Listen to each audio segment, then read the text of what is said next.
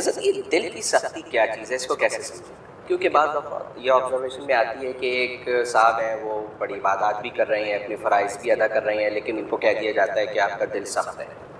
تو حضرت اس کو کیسے سمجھیں کہ پھر اب دل کیا ہے، دل کی سختی؟ اچھا سوال کیا. دل کی سختی جو ہے وہ حق کو قبول نہ کرنا.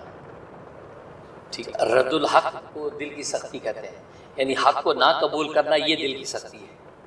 اب بظاہر ایک آدمی نمازی بھی ہے، تلاوت بھی کرتا ہے، اللہ کا سب کچھ کرتا ہے، لیکن جب آپ کو ایسی بات کرتے ہیں آپ کی بات اسٹاپر بن جاتا ہے.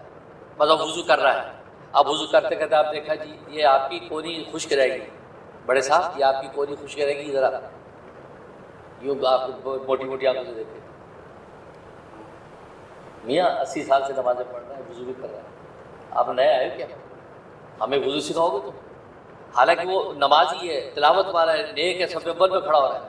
اس کو کہتے ہیں حق. سب دل کی سختی، حق کو قبول نہ کرنا دل کی سختی کی بنیاد ہے. حق کو قبول کرنا یہ دل کی رقت و نرمی ہے.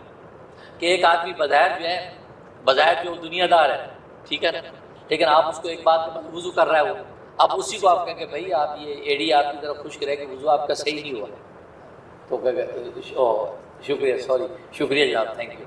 یہ کہاں آپ کو 10 دفعہ تھینک یو شکریہ کرے گا. تو یہ بظاہر دیندار نہیں ہے، اس کو دل کی نرمی حاصل ہے، کیونکہ اصل فیصلہ قلب پر ہے. ہاں، یہ ظاہری عبادات کی بیس بھی قلب سے سٹارٹ ہوگی. تبھی تو صحیح مسلم کی حدیث ہے ان اللہ لا ينظر الى صورکم ولا الى اعمالکم. اللہ تمہاری صورتوں اور تمہارے عملوں کو نہیں دیکھتے، ولکن ينظر الى قلوبکم ونیاتکم، بلکہ اللہ تمہارے دلوں کو دیکھتے ہیں اور دلوں میں چھپی ہوئی نیتوں کو دیکھتے ہیں. تو جب عمل آسمانوں پہ جاتا ہے کہ فرشتے کہتے ہیں اللہ ہم نے یہ فلاں کی 100 نفل لے کے آئے ہیں، تو 100 نفل لے کے آئے تو اللہ تبارک و تعالیٰ کی سیدھی نگاہ اس کے قلب پہ جاتی ہے. قلب میں دیکھ رہے یہ تو ریاکاری کر رہا ہے، یہ تو دنیا کو دکھانے کو 100 نفل پڑے. اللہ فرماتے ہیں ان کو لپیٹ کے اس کے منہ پہ مار دو، قبول نہیں ہے. تو حدیث میں آتا ہے فرشتے کہ رسول اللہ اتنی اس نے محنت سے مجاہدے سے یہ نفلیں پڑھی ہیں اور آپ کہہ رہے ہیں کہ قبول نہیں. تو اللہ فرماتے ہیں تم نے تمہاری نظر اس کے عمل پر تھی، میری نظر اس کے قلب پر تھی. تمہاری نظر اس کے عمل پر تھی، میری نظر اس کے قلب پر تھی.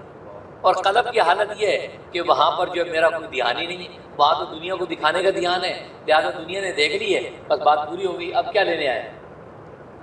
تو دیکھو دل ہے، اس لیے بنیاد یہاں سے شروع ہوتی ہے. اس لیے وہ بابا بلے شاہ کہتا ہے نا کہ وہ کہتے ہیں کہ نا رب کیا رب ملسی تے نیت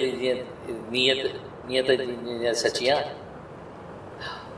جیرا میں ملتا ناتیاں دھوتیاں، ملتا ڈڈوا مچھیاں. جیرا میں ملتا ناتیاں دھوتیاں، ملتا ڈڈوا مچھیاں. جیرا میں ملتا جنگل بیلے، ملتا گواں مچھیاں. جیرا میں ملتا وچ مسیتی، ملتا چام چرچیاں. بولیا رب انہوں نے ملتا تے نیتا جنہ دیا سچیاں. تو مطلب اس نیت سے پر فیصلے ہیں، اور نیت کی سچائی جو ہے یہ رقت قلب ہے سمجھو. اور نیت کی جو ہے وہ کا کوڈ جو ہے وہ دل کی سختی ہے، یعنی حق کو قبول نہ کرنا یہ دل کی سختی ہے جس کی بنا پر فیصلے.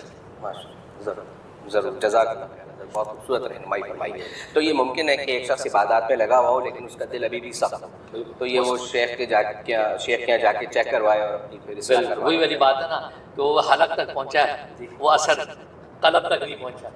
قلب میں پہنچے گا تو پھر اس کا فائدہ ہوگا. تو یہ ہوا کہ حلق تک کی بات ہے. اس سے قلب کے لیے بات وہی ہے، یا تو محنت کرے یا پھر کسی مرشد سے رہنمائی لے کہ یہ حلق سے قلب تک کا سفر کیسے طے ہوگا. کیونکہ اللہ نے کہا میں حلق تک تو پہنچ چکا ہوں، وَلَنُ أَقْرَبُ إِلَيْهِ مِنْ حَبْلِ الْوَرِيدِ. تو حلق تک تو میں پہنچ چکا، اب حلق سے قلب تک اتارنے کا سفر ہمارے ذمہ ہے. وہ سفر اس کو کرنا پڑے گا تاکہ قلب میں اترے اور قلب کے اندر بھی آئے.